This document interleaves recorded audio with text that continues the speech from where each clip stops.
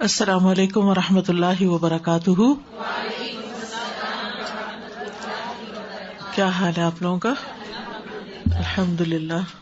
نحمده ونصلی علی رسولہ الکریم. اما بعد فاعوذ باللہ من الشیطان الرجیم. بسم اللہ الرحمن الرحیم. رب اشرح لی صدری ویسر لی امری واحلل عقدۃ من لسانی یفقہوا قولی.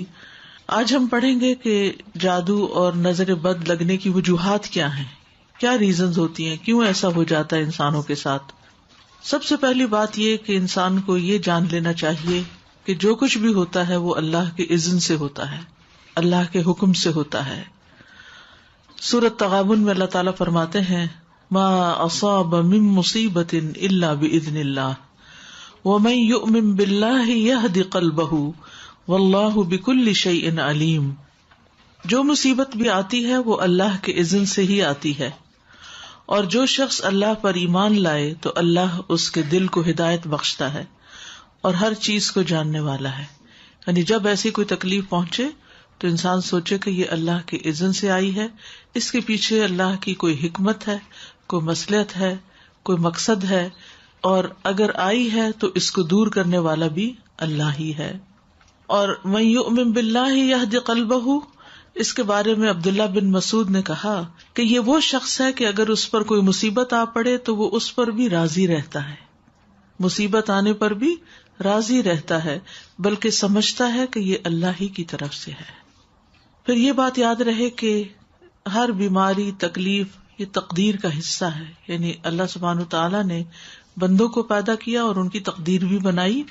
تو اسی لیے مومن کیا کہتا ہے، قل لن یصیبنا الا ما کتب اللہ لنا هو مولانا، کہ ہمیں ہرگز نہیں پہنچا مگر وہی جو اللہ نے ہمارے لیے لکھ دیا تھا، وہی ہمارا مولا ہے.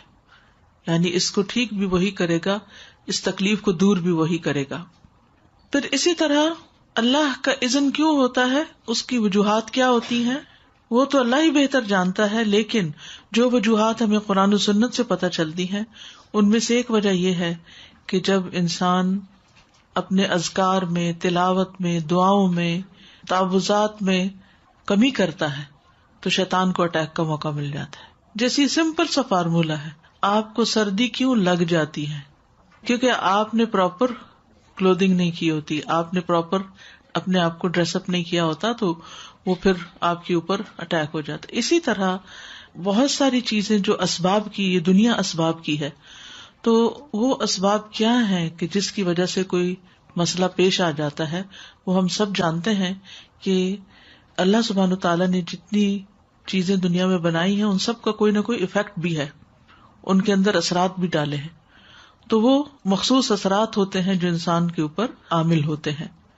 ابن القیم کہتے ہیں کہ نظر بد ایک قسم کے تیر ہوتے ہیں جو محسود کی طرف حاسد اور عین یعنی نظر لگانے والے کے نفس سے نکلتے ہیں. کبھی تو وہ ان کا نشانہ بن جاتا ہے، کبھی وہ خطا ہو جاتے ہیں، یعنی تیر ادھر ادھر ہو جاتے ہیں، اس بندے کو نہیں لگتے. پھر اگر یہ تیر اس کو ننگا پاتے ہیں تو اس پر کوئی بچاؤ کا سامان نہیں، یعنی اگر عبادات وغیرہ کی زرہ اس نے نہیں پہنی ہوئی تو اس پہ لگ جاتے ہیں. اور یہ کہ وہ صبح شام کی اذکار کی حفاظت کرنے والا نہیں. تو جو شخص صبح شام کی اذکار کی حفاظت کرے وہ اللہ کی پروٹیکشن میں ہوتا ہے، اور اس نے اپنے اوپر حفاظت کا لباس پہنا ہوا ہوتا ہے کہ کوئی تیر آئے بھی تو وہ بسم ہو جاتے ہیں، ختم ہو جاتے ہیں، اس کو نقصان نہیں دیتے. اسی طرح ایک اور وجہ یہ ہے کہ کوئی بھی مصیبت انسان پر امتحان اور آزمائش کے لیے آتی ہے، انسان کو دیکھنے کے لیے کہ وہ کرتا کیا ہے. اور پھر جادو اور نظر بد کی علامات کیا ہیں، کہاں سے پتا چلے گا کہ یہ جادو ہے یا نظر بد ہے؟ تو قرآن و سنت کی روشنی میں ہم دیکھتے ہیں کہ مریض کے اوپر کس قسم کے اثرات ہوتے ہیں اور کیا علامات ہوتی ہیں. مثلاً جب انسان پر جادو ہوتا ہے یا اس کو نظر لگتی ہے تو وہ دیوانوں جیسی حرکتیں کرنے لگتا ہے، یعنی اچانک اس کے مزاج میں تبدیلی آ جاتی ہے. یعنی ایک اچھا بھلا چنگا بھلا انسان، بھلا مانس گالی گلوچ پہ اتر آتا ہے. تو یہ دیوانگی ہے نا، پاگل پن ہے. ابو ذر رضی اللہ عنہ نبی صلی اللہ علیہ وسلم سے روایت کرتے ہیں کہ بے شک نظر بد آدمی کو اللہ کے حکم سے دیوانہ کر دیتی. یعنی اس میں پاگل پن کے سے دوڑے پڑنے لگتے ہیں، مثلا چیخو پکار کرنے لگتا ہے، یا اور اسی طرح کی کچھ حرکات اس سے سر درد ہونے لگتی ہیں جو عام نارمل حالات میں نہیں ہوا کرتی. یعنی ویسے وہ انسان بالکل صحیح بہیو کرتا ہے. آپ نے دیکھا ہوگا کہ بعض لوگ اچھے بھلے بہت با اخلاق با حیا بہت اچھی شخصیت کے مالک ہوتے ہیں کہ یکایک ان کے اندر ایسی کیفیات پیدا ہو جاتی ہیں کہ جو ان کی ساری عقل چھین لیتی ہیں. پھر اسی طرح شدید بیماری کا اچانک شکار ہو جانا. عبداللہ بن عامر کہتے ہیں کہ عامر بن ربیعہ اور سہل بن حنیف دونوں غسل کرنے کے ارادے سے نکلے. وہ کوئی اوٹ تلاش کر رہے تھے کہ نہا سکے. سہل نے اپنے اوپر سے اون کا جبہ اتارا. عامر کہتے ہیں جب میں نے اسے دیکھا تو اسے میری نظر لگ گئی. وہ پانی میں اتر کر نہانے لگ گیا. میں نے پانی میں اس کے بڑبڑانے کی آواز سنی تو میں اس کے پاس آیا. اسے 3 دفعہ آواز دی لیکن اس نے جواب نہیں دیا. پھر میں نبی صلی اللہ علیہ وسلم کے پاس آیا اور آپ صلی اللہ علیہ وسلم کو ساری بات بتائی. اس پر آپ صلی اللہ علیہ وسلم تشریف لائے اور پانی میں داخل ہو گئے. گویا کہ میں اب بھی آپ کی پنڈلیوں کی سفیدی دیکھ رہا ہوں. آپ نے اس کے سینے پر 3 دفعہ ہاتھ مارا اور پھر یہ دعا دی، اللہم اذہب عنہ حرہا وبردہا ووصبہا. اے اللہ اس کی گرمی اور سردی اور بیماری اور لاغری دور کر دے. پھر آپ صلی اللہ علیہ وسلم کھڑے ہوئے اور فرمایا، جب کسی کو اپنے بھائی کا وجود یا کوئی مال پسند آئے، یعنی اس کی شکل اچھی لگ رہی، جیسے دلہن وغیرہ کو دیکھتے ہیں، یا ویسے ہی کبھی کوئی شخص بہت ہی پیارا لگ رہا ہوتا ہے، تو اس کے لیے برکت کی دعا کر دے، کیونکہ نظر لگ جانا برحق ہے. اب یہ خاص نظر کی دعا ہے، یہ آپ کو یاد ہونی چاہیے. اب بچہ مثلاً بہت رو رہا ہے، کوئی بھی ان یوزول سمٹمس ہے اور آپ کو فیل ہو رہا ہے کہ اس کو کوئی اچانک ہی بیماری لگ گئی ہے، تو اس صورت میں یہ دعا بہت فائدہ مند ہے، کیونکہ یہ نبی صلی اللہ علیہ وسلم نے پڑھی ہے. اور نبی صلی اللہ علیہ وسلم کا کسی دعا کو پڑھنا جو ہے کوئی معمولی عمل نہیں ہے. آپ کہاں سے پڑھتے تھے؟ آپ کو جو کچھ ملتا تھا وہ وحی الہی سے ملتا تھا. اللہم اذہب عنہ حرہا وبردہا ووصبہا. اے اللہ اس سے دور کر دے اس کی گرمی، یعنی اگر نگاہوں کی گرمی اس کے اندر آئی ہے تو وہ دور کر دے، اور سردی اور بیماری اور لاغری. ووصبہا، وصب کہتے تھکاوٹ اور لاغری. پھر اسی طرح چہرے پر دھبے پڑنا، یہ بھی نظر لگنے کی علامت ہوتی ہے، چھائیاں وغیرہ پڑنا جو ہوتا ہے. پھر بچوں کا بلا وجہ روتے رہنا. عائشہ رضی اللہ تعالی عنہا سے مروی ہے، وہ کہتی ہیں کہ ایک مرتبہ نبی صلی اللہ علیہ وسلم تشریف لائے تو ایک بچے کے رونے کی آواز سنی. آپ نے فرمایا تمہارا یہ بچہ کیوں رو رہا ہے؟ یعنی ایک ہوتا ہے نا تھوڑا بہت روئے، اب اس کو بہلائیں وہ بہل جاتا ہے، دودھ پلائیں پینے لگ جاتا ہے.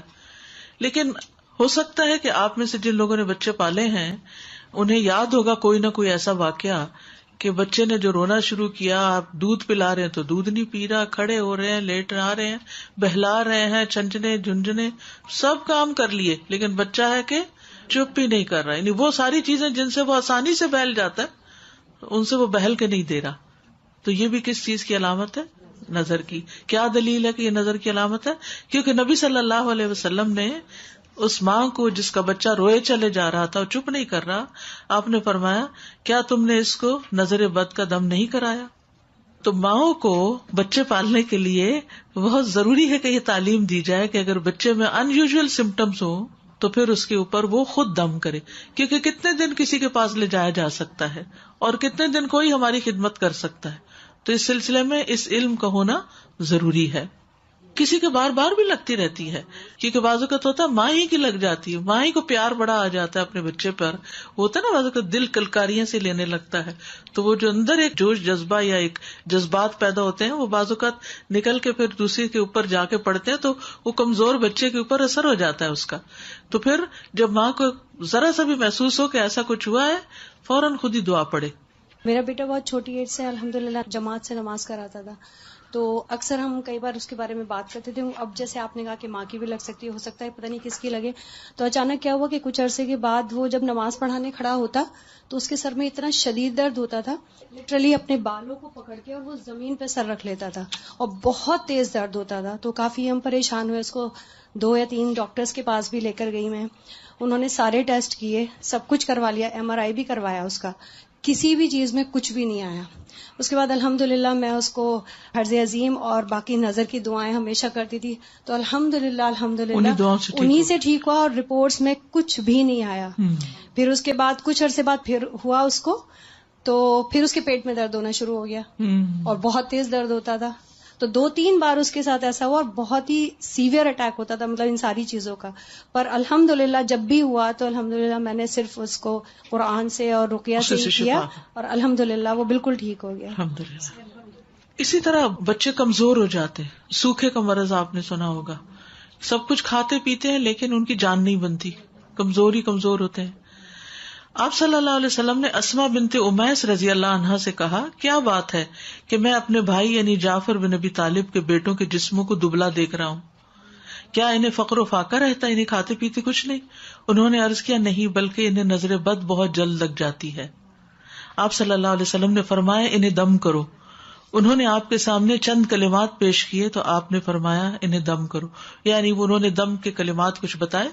تو اس میں آپ دیکھیے کہ ایک تو مسنون دم ہے ہی، لیکن بعض اوقات کوئی شخص آپ کو کوئی آیت بتا دیتا ہے کہ یہ پڑھ کے دم کرو، یا کوئی اور اس طرح کے الفاظ بتا دیتا ہے. تو ہمیشہ یہ چیک کرے کہ اگر ان کے اندر کوئی شرکیہ بات نہیں تو وہ بھی پڑھ کے دم کیا جا سکتا ہے، ایز لانگ ایز اللہ سبحانہ و تعالیٰ کو پکارا جا رہا ہے، اللہ کا ذکر کیا جا رہا ہے اور اس میں کوئی اس طرح کی چیز نہیں تو کوئی حرج کی بات نہیں. اسی طرح اوپر سے گر جانا، پھسلنا، یعنی اچانک ہی کوئی گر گیا، ہم کہتے ٹرپ کر گیا یا کسی اونچائی سے گر گیا. رسول اللہ صلی اللہ علیہ وسلم نے فرمایا، بے شک نظر بد آدمی کو اللہ کے حکم سے دیوانہ کر دیتی ہے، حتیٰ کہ بعض اوقات ایسا ہوتا ہے کہ وہ اونچی جگہ پر چڑھتا ہے اور پھر وہاں سے گر پڑتا ہے. ابن عباس رضی اللہ عنہ سے مروی ہے کہ نبی صلی اللہ علیہ وسلم نے فرمایا، نظر کا لگ جانا برحق ہے اور یہ اوپر چڑھنے والے کو پسلا دیتی ہے. اسی طرح دیگر جسمانی علامات کیا کیا ہو سکتی ہیں؟ مثلاً بغیر کسی وجہ کے مزاج میں تبدیلی آ جانا.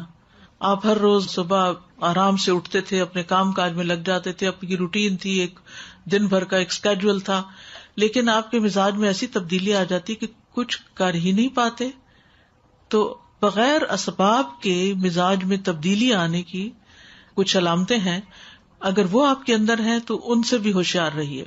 مثلاً سستی، گھبراہٹ، خاموشی اور تنہائی کی عادت، کہ لوگوں کو نہ فیس کر سکنا، کہ کسی سے مل نہیں سکتے، یعنی پیپل فوبیا، یعنی کوئی بھی سامنے آ جائے تو گھبراہٹ شروع ہو جائے کہ کب میری جان اس سے چھوٹے اور میں اپنے کمفرٹ زون کے اندر جا کے اپنی دنیا میں خوش رہوں. پھر ذہنی انتشار، یعنی کسی چیز پہ ذہن کا فوکس نہ ہونا، یعنی آپ پڑھنے بیٹھے ہیں تو آپ وہ لائنیں ادھر کی ادھر ہو جاتی ہیں، کچھ سمجھ ہی نہیں آتی کہ کیا پڑھا کیا نہیں پڑھا. بے چینی کی کیفیت لیکن جگہ بدلتے ہی افاقہ ہونا. مزاج میں حد سے زیادہ چڑچڑاپن، چھوٹی چھوٹی بات پر ناراض ہو جانا، موڈ آف کر لینا، کسی کام میں دل نہ لگنا، کہیں ٹکنا ہی نہ، ایک کام ایک دن کیا پھر وہ چھوڑ دیا، پھر وہ شروع کیا پھر وہ چھوڑ دیا. نماز، روزہ اور دیگر عبادات سے دل اکتا جانا. کئی دفعہ کہتی ہیں نا مائیں، بچہ اتنی اچھی خود ہی سے نماز پڑھ لیتا تھا، پتہ نہیں کیا ہوا یہ کہ آپ نے کسی سے کہا ہوگا میرا بچہ تو خود ہی پڑھ لیتا ہے نماز، اور وہی سے کام خراب. سر کا دکھنا اور بغیر سبب کے اچانک جسم گرم ہو جانا، حرارت بڑھ جانا. دونوں یا کسی ایک کندھے میں درد ہونا جیسے کہ کوئی انگارہ ہو، یعنی ایک جگہ خاص طور پر جیسے کوئی ہیٹ نکل رہی ہو وہاں سے. بیک ایک، نیچے کے حصے میں درد ہونا، یعنی جسم کے اچانک یہ جو یعنی بیک بون ہے اس کے نیچے درد. بالوں کا اچانک گرنا شروع ہو جانا، یعنی ایک تو ہوتا ہے نا کہ کسی بیماری کے بعد گرتے ہیں، یا تھوڑے بہت تو ہر ایک کے گرتے ہیں، روز تو گرتے ہی ہیں، لیکن بعض اوقات ایسا بھی ہوتا ہے کہ جو گرنا شروع ہوتے ہیں تو وہ تھمنے کا نام نہیں لیتے. وزن کا اچانک کم ہو جانا، یعنی کھا پی رہے ہیں سب کچھ ٹھیک جا رہا ہے، کھانے کی خواہش کا ختم ہو جانا، بھوک نہ لگنا. فضا میں خنکی بھی ہو تو جسم کی حرارت بڑھ جانی، باہر ٹھنڈا ہے لیکن جسم گرم ہوئے چلا جا رہا ہے، اور اسی طرح باہر گرمی ہے اور جسم ٹھنڈا ہی ہوا چلے جا رہا ہے. چیز کو ذہن میں رکھنے، حفظ کرنے اور سمجھنے کی قدرت نہ ہونا، یعنی حفظ ہوتا ہی نہیں، کر کر کے پھر وہیں کا وہیں کڑے. کثرت سے پسینے آنا اور ان کی بو تبدیل ہو جانا، یعنی ایک تو ہر انسان کی ایک ہوتا ہے نا اسمیل ہوتی ہے، لیکن ایک وہ بہت اسٹرانگ قسم کی شروع ہو گئی.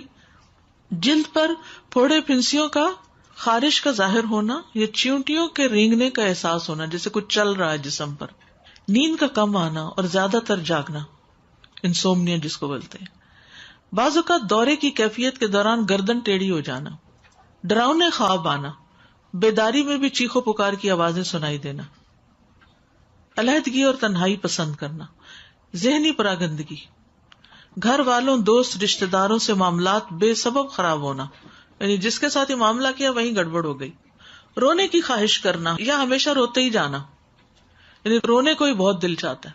تو یہ عوارض جو ہیں یہ بیماریاں ہیں اور بیماریوں کی علامات ہیں. ان میں نفسیاتی، روحانی، جسمانی سبھی اکٹھے ہو سکتے ہیں، یعنی جسمانی بھی، روحانی، نفسیاتی، یہ سارے مل بھی جاتے ہیں بعض اوقات. جیسے اگر بنیادی بات آپ یاد رکھیں نا کہ کبھی جسم میں تکلیف شروع ہوتی ہے اور وہ روح پہ جا پڑتی ہے اور وہ روحانی بیماری بن جاتی ہے، اور کبھی روح پر کوئی چیز آتی ہے اور وہ جسم کی طرح منتقل ہو کے جسمانی دردیں جو ہیں یہ جسمانی تکلیف ہے لیکن سبب روحانی ہے.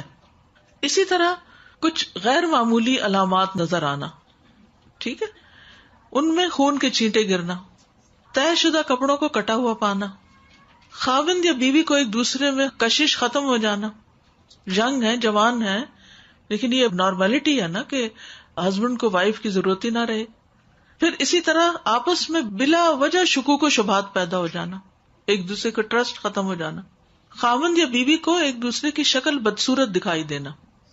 تیسری بات، مال سے متعلق کچھ علامتیں، مال میں برکت نہ ہونا، اچانک نقصان ہونا، جسے نظر لگی ہوئی ہو وہ کام سے نفرت کرتا ہے، باوجود قدرت ہونے کے رزق تلاش کرنے سے روگردانی کرتا ہے، یہ کوشش ہی نہیں کرتا.